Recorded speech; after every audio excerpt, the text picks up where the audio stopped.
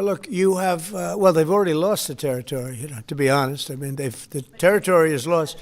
But in terms of security guarantee, we're working with Europe on it. Europe would be a big part of that. Pintu diplomasi di Berlin sedang terbuka lebar pekan ini.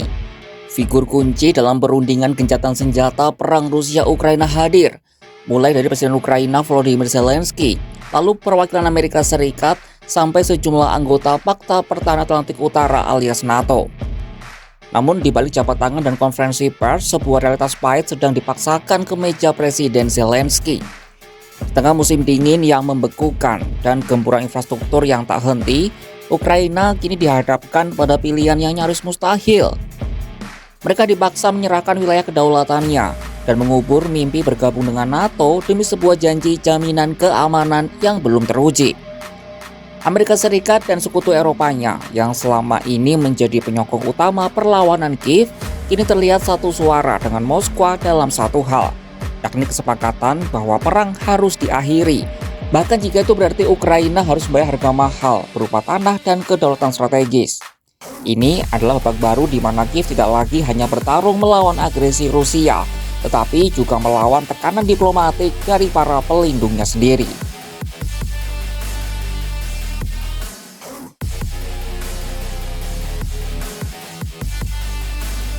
Ada dua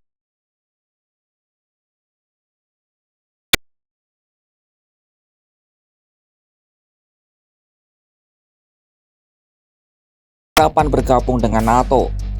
Mengutip New York Times, Zelensky bersikeras bahwa mustahil bagi negaranya untuk menyerahkan wilayah, terutama di Donetsk yang bahkan belum berhasil direbut Rusia secara militer. Ia menegaskan tujuannya adalah mencapai perdamaian yang bermartabat dan jaminan bahwa Rusia tidak akan menyerang lagi. Tetapi Presiden Amerika Serikat Donald Trump memiliki pandangan berbeda. Menurut pejabat yang mengetahui pembicaraan tersebut, Trump secara pribadi telah memberitahu Zelensky bahwa ia seharusnya menyerahkan wilayah tersebut. Sebab wilayah Donetsk kemungkinan besar akan hilang dalam beberapa bulan mendatang jika pertempuran terus berlanjut. Selain wilayah, mimpi Ukraina untuk bergabung dengan aliansi pertahanan NATO juga dipaksa untuk dikubur. Presiden Ukraina Volodymyr Zelensky bertemu dengan utusan khusus Trump Steve Witkoff dan menantu Trump Jared Kushner di Berlin pada Minggu 14 Desember 2025. Hadirnya figur-figur kunci dari lingkaran dalam Trump ini menegaskan urgensi Washington untuk mendorong penyelesaian konflik yang telah berlangsung hampir 4 tahun. Zelensky menggambarkan proposal baru ini sebagai sebuah konsesi yang signifikan dari pihak Ukraina. Selama bertahun-tahun, keanggotaan NATO dianggap sebagai satu-satunya pencegah efektif terhadap agresi Rusia. Namun realitas hubungan Barat yang terfragmentasi memaksa Kiev mencari alternatif. Sebagai gantinya, Zelensky kini mengincar jaminan keamanan bilateral yang mengikat secara hukum dari negara-negara kunci. Nah, seperti apa persisnya jaminan keamanan ini dan apakah Ukraina akan benar-benar aman?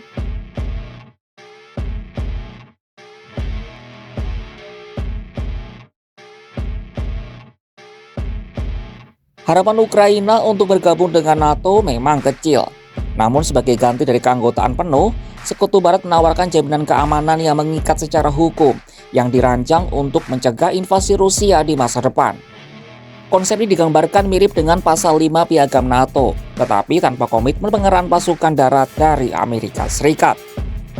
Kepala Kebijakan Luar Negeri Uni Eropa Kaja Kallas menekankan pentingnya jaminan keamanan ini untuk mencegah agresi Rusia di masa mendatang, Senin 15 Desember 2025.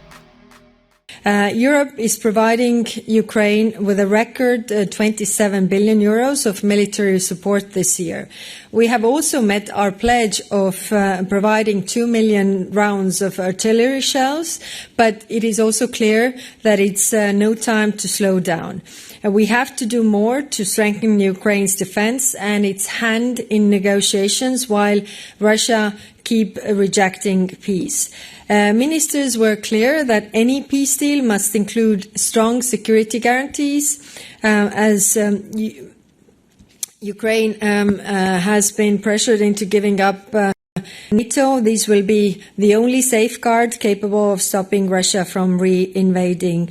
The EU will do its part, including with training and defense industry support. Pejabat Eropa menjelaskan bahwa jaminan ini dapat mencakup penggunaan kekuatan bersenjata, bantuan intelijen, logistik, serta tindakan ekonomi dan diplomatik jika Ukraina kembali diserang. Sedangkan Amerika Serikat meski ogah mengirim pasukan darat, menawarkan hal lain kepada Kiev. Trump menawarkan patroli udara dan penegakan zona larangan terbang, serta kelanjutan pasokan intelijen satelit. Dalam sebuah wawancara, Donald Trump turut menekankan pentingnya jaminan keamanan bagi Ukraina dalam kerangka kerjasama dengan Eropa. Well, look, you have they've already lost the territory. To be honest, I mean, the territory is lost.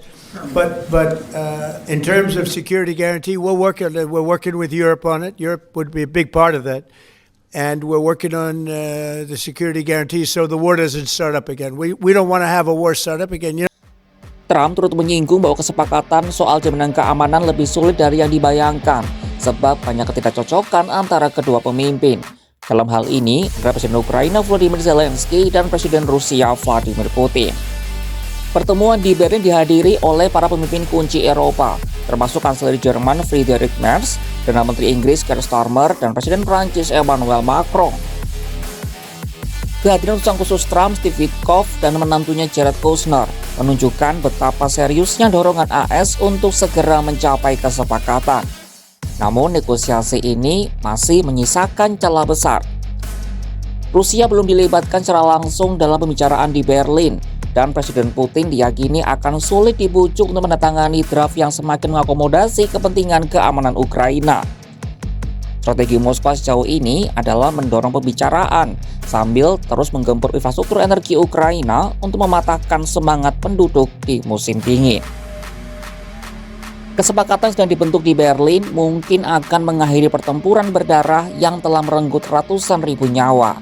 Namun harganya sangat mahal bagi Ukraina.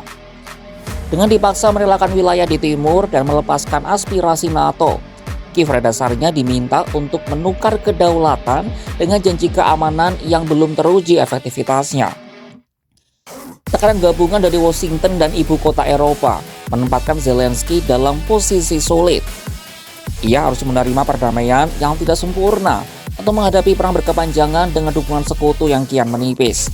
Bagi Moskwa, skenario ini adalah kemenangan strategis. Mereka berhasil mencegah ekspansi NATO dan mengamankan wilayah pendudukan.